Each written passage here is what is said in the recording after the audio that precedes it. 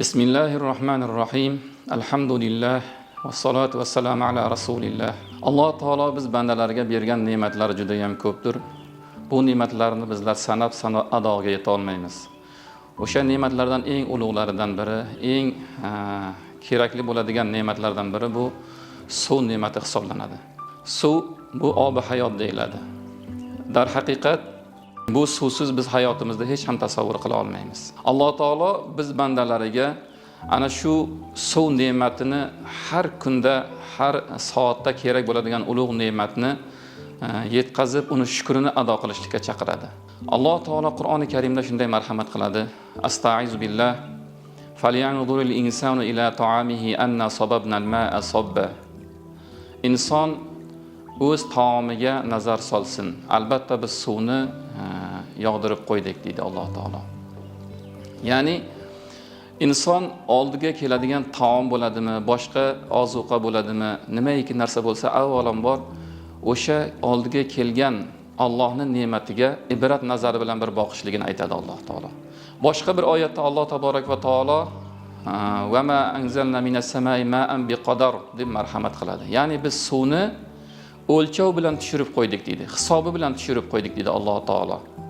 Va askanna fil ard va yerda uni har bir tomchisigacha hatto Alloh taolo uni o'lchovi bilan tushirganligini aytadi.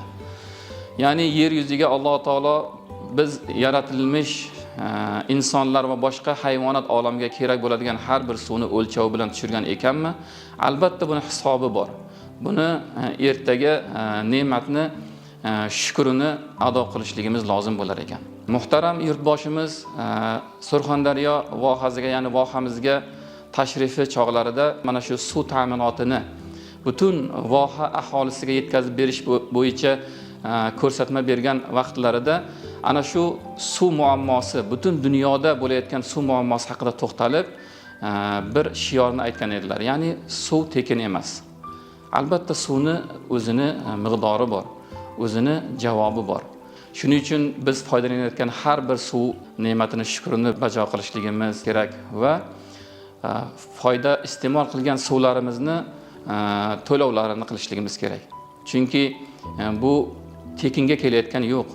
Har bir ichayotgan suvimiz bo'ladimi, isrof qilmasdan va iste'mol qilgan suvlarimizni to'lovlarini to'lab qo'yishligimiz kerak. Taassufki oramizda ba'zi insonlar bor, mana shu ne'matni qadriga yetmasdan, iste'mol qilayotgan suvlarni pulni bermasdan, ana shunday qarzdor bo'lib yurgan insonlar ham yo'q emas.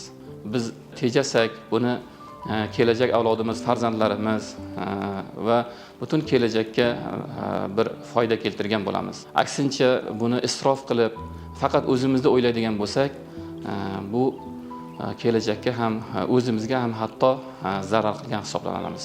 Alloh taolo har bir ne'matlariga shukr qiluvchi bandalardan bo'lishimizni nasib aylasin. Assalomu alaykum va rahmatullohi va barakatuh.